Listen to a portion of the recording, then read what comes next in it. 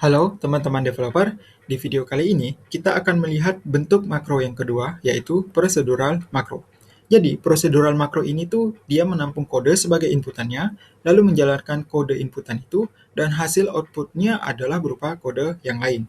Jadi berbeda dengan deklaratif makro yang sebelumnya, yang mana prosesnya itu matching ke pattern, dan kemudian barulah menjalankan kode pada expandernya.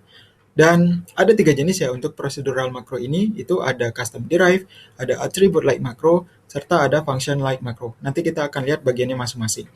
Dan juga perlu diingat ketika membuat procedural makro ini, definisinya haruslah berada di crate mereka sendiri, jadi terpisah begitu. Dan juga dengan tipe crate khusus, yang mana kita kasihkan flag proc makro di cargo tomalnya. Terkait dengan creator terpisah ini, kemungkinan di kemudian hari nanti begitu udah nggak ada lagi ya aturannya. Begitu sih bunyi pesan yang ada di dokumentasinya. Oke, langsung aja deh kita ke bagian pertama, yaitu custom derive. Kita pertama akan buat dulu library create cargo new our library begitu di sini. Jadi ada di sini ya terpisah ya, create-nya terpisah ya. Yang saya open sekarang kan ini main program. Nah, ini kita baru bikin library create our library begitu namanya. Kemudian di library yang baru kita buat ini nantinya kita mau mendefinisikan thread, dan juga thread itu memiliki satu buah associated function. Jadi dengan maksud biar user itu nggak perlu mengimplement thread yang ada nantinya begitu di setiap tipe yang ada di main program begitu, kita akan sediakan procedural makro. Jadi biar nanti user cukup pakai anotasi di tipe apa ya yang ada di dalam main program. Misal nih kayak gini nih. Misal ada struct alien begini misalnya ya. Ini contoh. Kemudian di sini makroku misalnya seperti ini contohnya. Oke, dan dengan anotasi semacam ini juga user nantinya akan mendapatkan default implementation begitu dari associated function, yang mana mungkin kita akan kasih berupa output teks saja gitu ya. Oke, baik, langsung aja kita coba isi main program ini. Ini kita isi jadinya begini ya. Kita isi aja dulu nggak apa-apa. Ini belum jalan sih, masih error. Library, mungkin namanya nanti greeting. Kemudian juga di sini macro derive, oke. Lalu di sini jadinya greeting, oke. Dan untuk main functionnya itu kita panggil si associated functionnya. Jadi alien, langsung mungkin namanya speak aja begini. Oke, kira-kira seperti ini bentuknya. Dan kita kembali ke library create aja langsung di sini. Kita akan definisikan apa ya, thread dulu ya. Jadi ini thread yang mau kita buat. Di sini berarti tadi namanya greeting kalau nggak salah. Ya, greeting, lalu juga associated functionnya itu speak ya. Oke, speak dan greeting. Ya, benar. Jadi seperti ini. Ini simple banget sih. Kemudian kita akan definisikan juga procedural makronya. Ingat di awal tadi ya, saya sampaikan kalau mendefinisikan procedural makro harus di-create mereka sendiri. Berarti kita harus bikin aja dong di sini. Jadi akan ada 3 di sini, namanya mungkin cargo new apa ya namanya ya? Oh ya, makro derive aja deh, karena kan kita ke makro derive. Nah, seperti ini. Oke. Kemudian saya open juga di sini.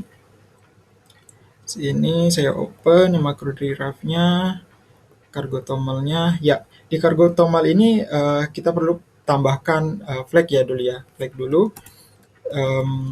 Di sini proc makro true, dan juga dependensi pendukungnya itu ada yang namanya sin 1,0, dan ada itu quote juga sama 1,0 begini.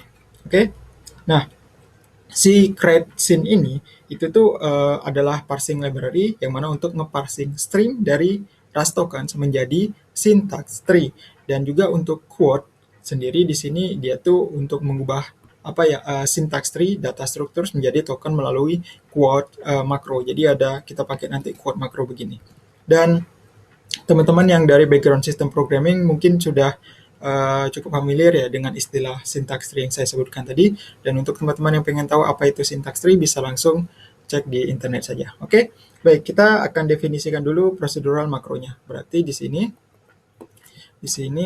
saya buat use proc makro, kemudian token stream, lalu ada use quote ini juga quote, kita ambil juga si sin. Kemudian anotasi di sini adalah proc macro derive.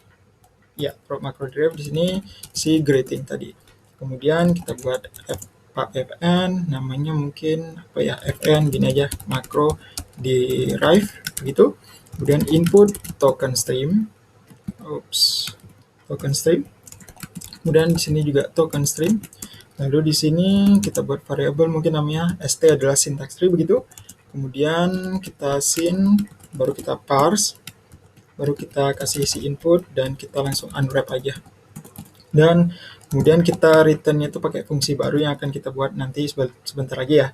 Ini saya tulis dulu di sini namanya itu sini aja deh, impl macro derive. Nah, ini nanti kita tulis juga. Oke. Jadi proc makro yang ini tuh yang kita masukkan di sini begitu, itu udah ada di REST ya. Dia tuh apa ya, menyediakan API milik compiler gitu dan dipakai untuk proses manipulasi Rust code. Dan juga fungsi fn macro derive ini, oke, dia tuh akan bertanggung jawab untuk ngeparsing si token stream dan juga fungsi si impl macro derive yang akan menghandle syntax tree-nya. Di sini kan kita masukkan CST. Nantinya saat library macro derive ini tuh digunakan dengan anotasi yang ini tadi, oke, dia tuh apa ya, fungsi yang fn macro derive ini akan dijalankan gitu. Kenapa bisa dijalankan? Karena kita memberikan anotasi proc macro derive pada fungsi si fn macro derive ini dan juga greeting di dalamnya ini itu sesuai dengan nama thread kita tadi begitu. Oh ya, untuk proses parsing yang didapatkan si variable st ini tuh adalah berupa derive struct ya, derive input, sorry. Namanya itu derive input struct. Jadi bentuknya didapatkan derive input struct dan juga di sini kita pakai unwrap biar apa ya, simpel aja untuk metode error handlingnya begitu maksudnya. Dan untuk definisi struct-nya sendiri ya bisa teman-teman mungkin cek di internet saja di dokumentasinya. Oke. Kemudian return fungsi kita ini itu kan berupa token stream nih, ya kan? Lebih tepatnya versi yang udah dimodifikasi, yang mana dari return di sini fungsi impl macro derive. Oke, kita buat dulu fungsinya itu di sini fn impl macro derive. Kemudian di sini ada st, kita kasih sin derive input. Oke. Kemudian di sini token stream. Oke. Lalu di sini kita buat variable name itu dari st ident. Kemudian ada juga let generate ya. Generator lah mungkin bisa. Quote makro di sini kita pakai itu impl greeting for pagar name begini, kemudian fn speak, kemudian di sini kita kasih print line aja biar simple.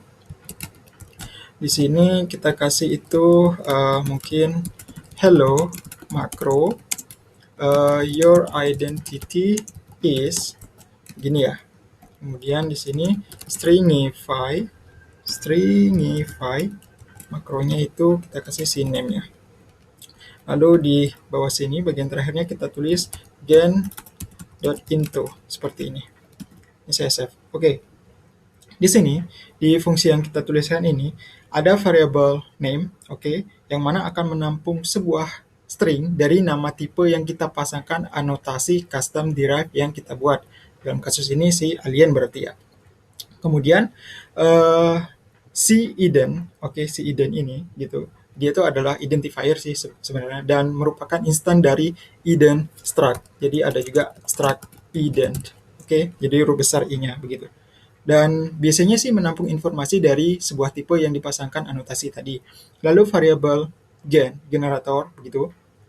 Kita buat ekspresinya dengan quote makro yang mana di dalamnya bisa kita definisikan Rust code yang mau kita return untuk si token stream, dan sebelumnya itu perlu juga kita convert dulu ya. Kita convert dulu menjadi token stream yang mana dihandle oleh method into di bawah sini di return fungsi ini begitu. Oh ya, yang pagar name ini tuh itu tuh bawaan dari quote crate ya. Jadi pakai simbol pagar begini yang mana merujuk ke value dari nama variabelnya.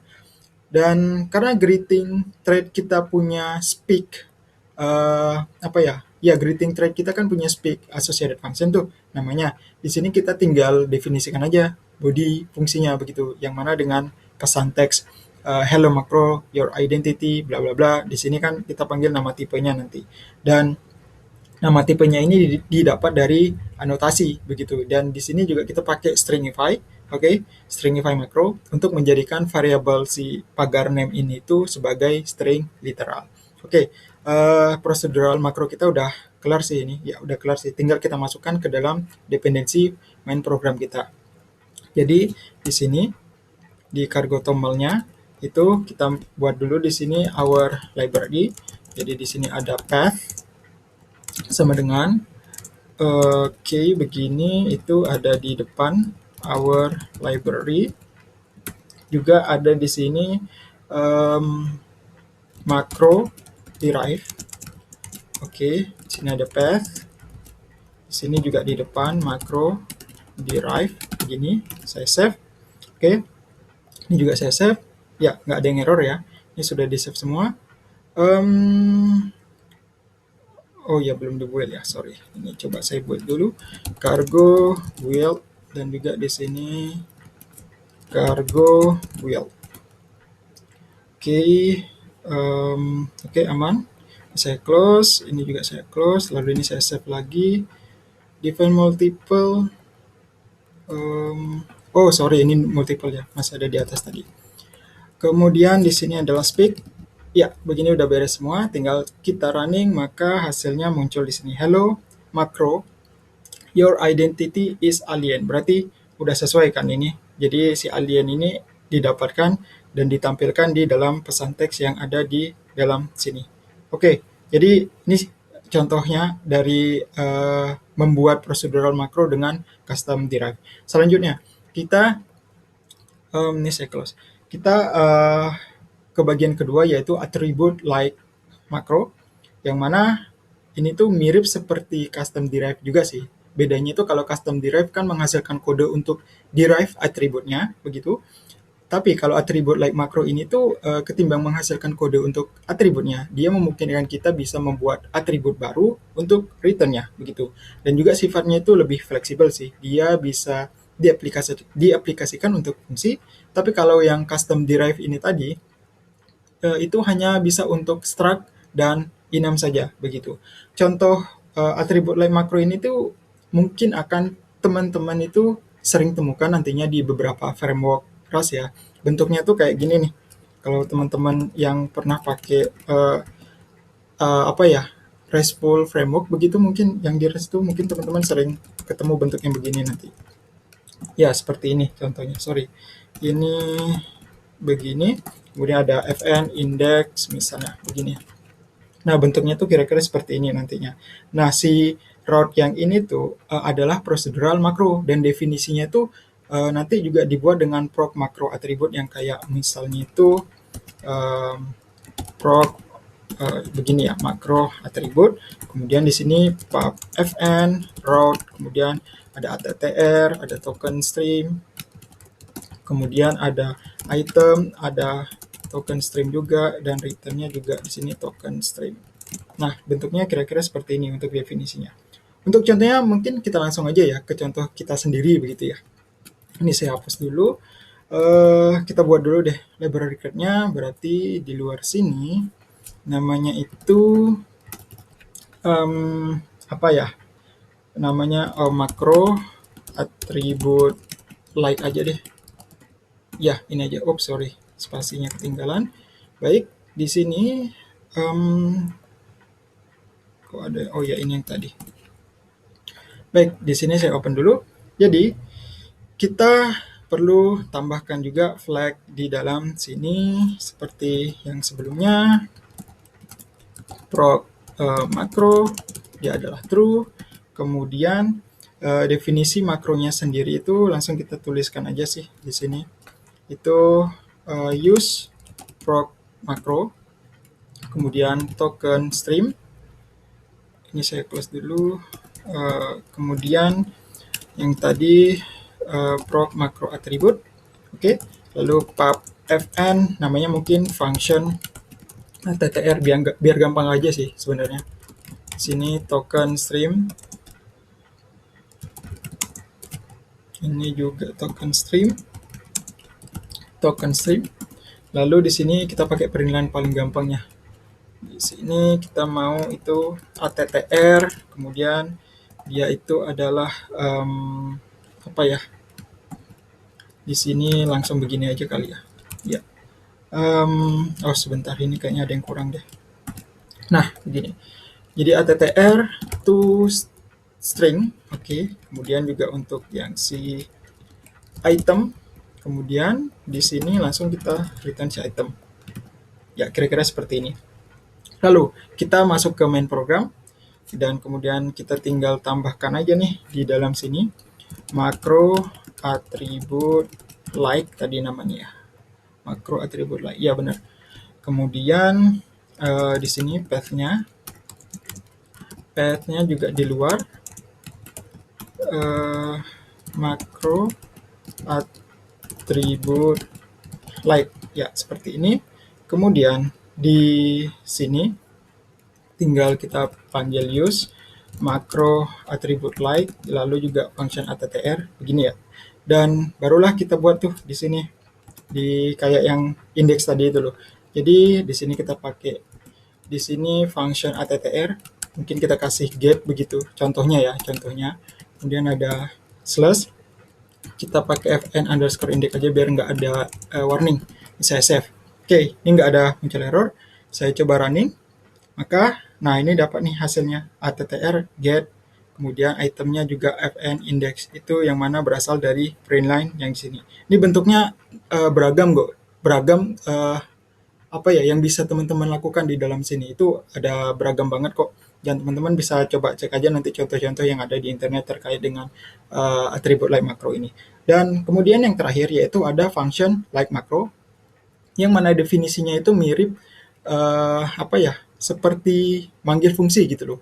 Sama seperti kedua jenis makro yang lainnya itu, makro ini juga pakai token stream ya. Mungkin contohnya tuh kayak gini nih. Kayak let SQL, terus SQL makro langsung seperti ini. Contohnya kira-kira semacam ini. Dan definisinya juga itu mirip-mirip sih begitu. Mungkin langsung aja kita ke contoh ya. Kita buat lagi library create baru di sini, namanya mungkin makro function like ya, makro function like ya begini. Kemudian ini create terpisah, kita buka juga di VS Code. Oke, tidak lupa kita tambahkan juga di sini si proc makro itu, proc makro true, kita save, barulah kita di sini definisikan itu use proc makro token stream, lalu di sini proc makro, oke, dia pakainya proc makro, kemudian pub fn function like, oke, ini token stream, kemudian di sini juga kita langsung kasih underscore ya, kita nggak pakai ini, kita langsung yang simpel aja begitu sampelnya. Di sini mungkin langsung kita parsing si angka 5 begitu, kita parse baru kita unwrap begini. Oke, seperti ini. Dan